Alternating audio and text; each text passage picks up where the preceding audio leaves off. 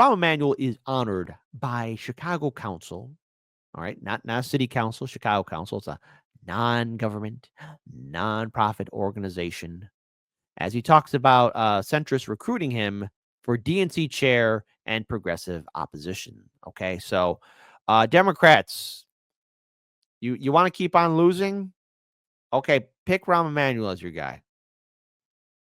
Let's see how well that will go. Say it with me, folks, especially you beautiful people in the back. What could possibly go wrong? A lot could go wrong. Okay, and just so you guys get an idea of who they are, the Chicago Council on Global Affairs. Okay, there they are. Nonpartisan insight, solutions, and dialogue on critical global issues since 1922. So yeah, that's what's happening here. There you go. So this is what they do, and all this stuff. They're talking about South Korea and everything else. But hold on, we're gonna play this video here. Okay, so shout out to Case Study QB. I don't know how you sit through this stuff, and folks, I'm so sorry that Chicago gave the world Rahm Emanuel. I mean, he was a terrible mayor. I didn't like him. None of you like him. He was ambassador to Japan, doing all this stuff, and now, hey, after the Democrats received a gut check and a beating of a lifetime on November 5th, 2024, their big brain, brilliant idea is make him their new chair. Former Chicago mayor and U.S. ambassador to Japan, Rahm Emanuel, is being honored in Chicago tonight. The Chicago Council on Global Affairs recognized Emanuel during its Global Leadership Awards dinner at the Ritz-Carlton. Emanuel was honored for fostering strong relations during times of increased complexity and challenge. Now, earlier today, he sat down one-on-one with NBC5 political reporter Marianne Ahern. I wonder if they're going to ask him how his administration screwed up and really had some interesting dealings with the cover-up and shooting of one Laquan McDonald. That whole thing ended his administration. So let's go ahead and just play this video. There's a lot of different ways to serve. With 6 weeks left as the ambassador to Japan, Rahm Emanuel is eyeing what's next. As the Democrats look to regroup, David Axelrod suggests Emanuel, as a centrist, should be the next head of the DNC, the Democratic National Committee. Emanuel is aware there is pushback from progressives. I never ever thought of the DNC until my best friend decided to float it out there. But look, oh, so he never thought of it. He never thought of it, folks. It's just like, oh, I didn't think about that. My best friend did. Uh-huh. Go ahead, Rahm. Go ahead. You're not going to do anything in public. If your goal in public life is to liked by everybody, then you've done nothing. Full stop. My goal. Nobody likes you. That didn't stop him, did it? Nobody likes Rahm Emanuel.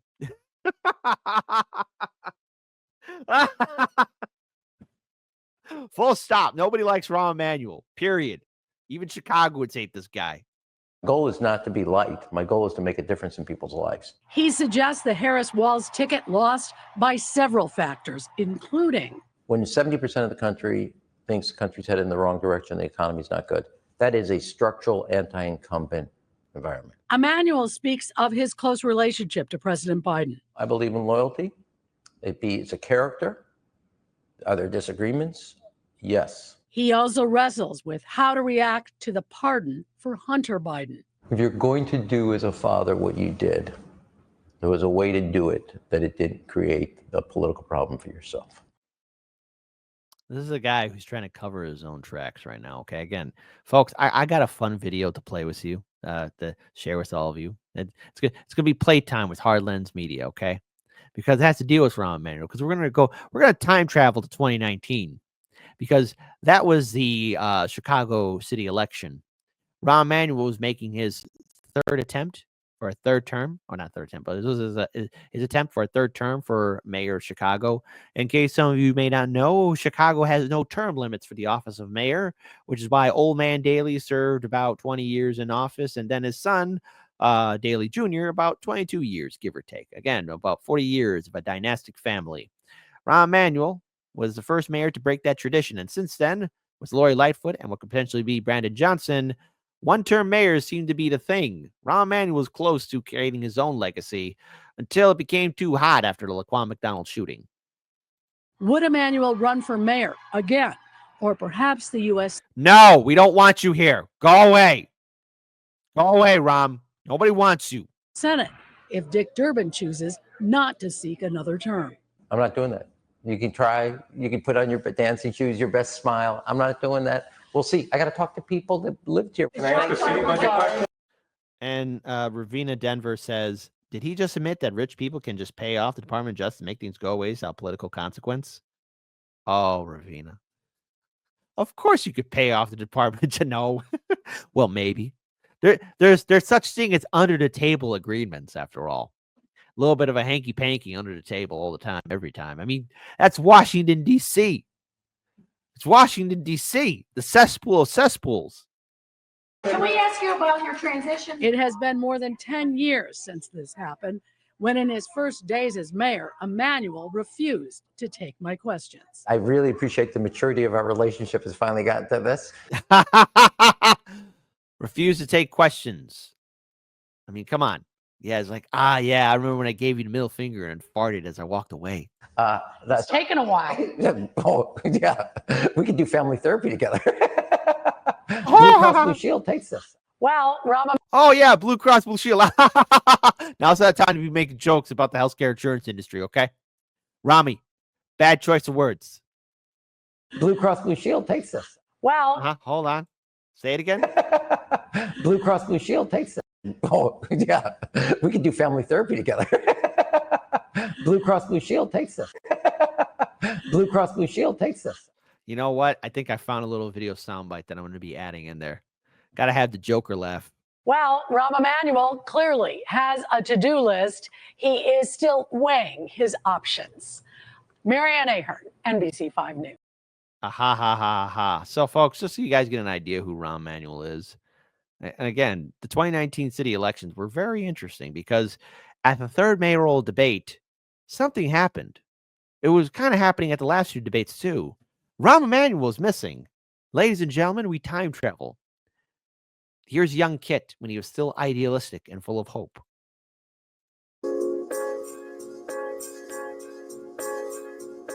On July 25th, 2018, a mayoral candidate forum was held at Horner Park on Chicago's north side of the city. 9 candidates showed, except for one. Mayor Rahm Emanuel. Yet again, Mayor Rahm Emanuel Clean-shaven Kit for the win. is not here. Again, he's not really participating in these forums or debates as well as previous other forums. What kind of statement do you want to make? What is your response for Mayor Emanuel's lack of participating in these forums and debates? This debate here? Yeah. Well, if I had been in his shoes, I wouldn't have came either.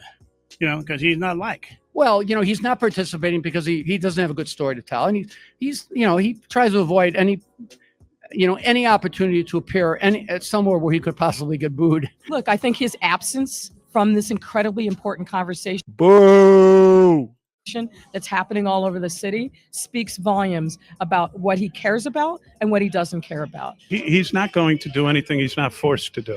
That's the nature of the man. I mean, it fits his pattern. I mean, what's my statement on his lack of participation in any democratic exercise? Well, I have nothing to say to the mayor. I mean, he's going to do what he's going to do. I mean, I don't have anything to say. He's the incumbent. He has the right to. He's going to definitely have to be a part of it once we're on the ballot. I think it's really inappropriate for him to not participate in these forums. I think it's something that people should be aware of, in the sense of you have candidates out there putting themselves out. We're going to say things that might be agreed upon or might not be agreed upon, but we have to convey our message to the citizens of Chicago. And if somebody's not willing to do that, then they shouldn't be eligible to run for mayor. If you want to be the mayor of this great city, you've got to get out there. You've got to meet people. Yeah, but how that work out for you?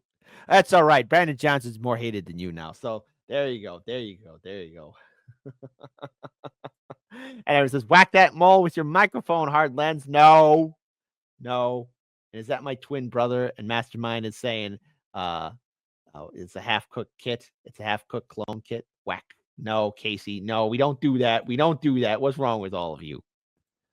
got to listen to them, and you've got to demonstrate a level of compassion and empathy for the day-to-day struggles of everyday Chicagoans. And the fact that he won't come out in public in these kinds of forums and interact with the citizens, to me, is disqualifying. He gets the office, he does his PR, he has very controlled press events. If it's not controlled, he's not there. He's never going to show up to something like this. He needs it controlled. He needs it staged. He needs paid applauders. But once the debates happen, I think we'll be able to expose Rahm for who he is. For him, as I'm concerned, for Rahm Emanuel, close up 48 or 50 school. Close. Hold on. So I just want to say right here, what is stated here actually broke me. I had to go quickly, run outside to laugh because it was that freaking funny what he's going to say about Rahm Emanuel.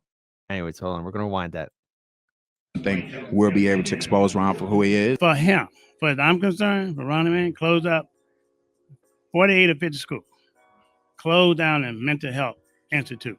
Okay? Economic equality is not there in fairness. I would look, something wrong with him mentally. You gotta have something wrong with you, serious wrong with you mentally.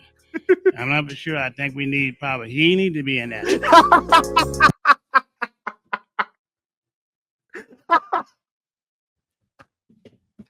Oh man, because listen, I'm starting to crack like right here when he says something wrong with him mentally. Hold on, like right here. Economic equality is not there in fairness. Right here. I would look, something wrong with him mentally.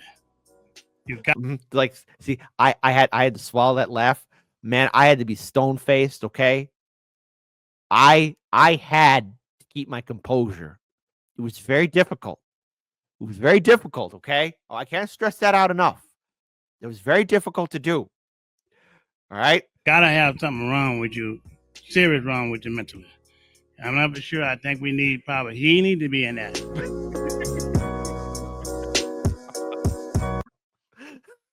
He needs to be in there. After that, I was like, I said, "Hey, Dan, you gotta take this microphone." And I ran out. I couldn't stop laughing, but that laugh was gonna come out. But hold on, folks, it gets better. It gets better because Rahm Emanuel also, for a 28-second soundbite, here is him on CNN. There's an Iraq war, which the American people were deceived, spent trillions of dollars, thousands of soldiers lost their lives, people maimed for life. People were deceived and lied into a war, and not one person responsible for that deception ever was held accountable. Well, how come your administration didn't do anything about it? I mean, didn't Obama say, we got to go forward, not backwards? I mean, who's the president that succeeded George Bush Jr.? Barack Obama. And his VP Biden it up, Joe Biden.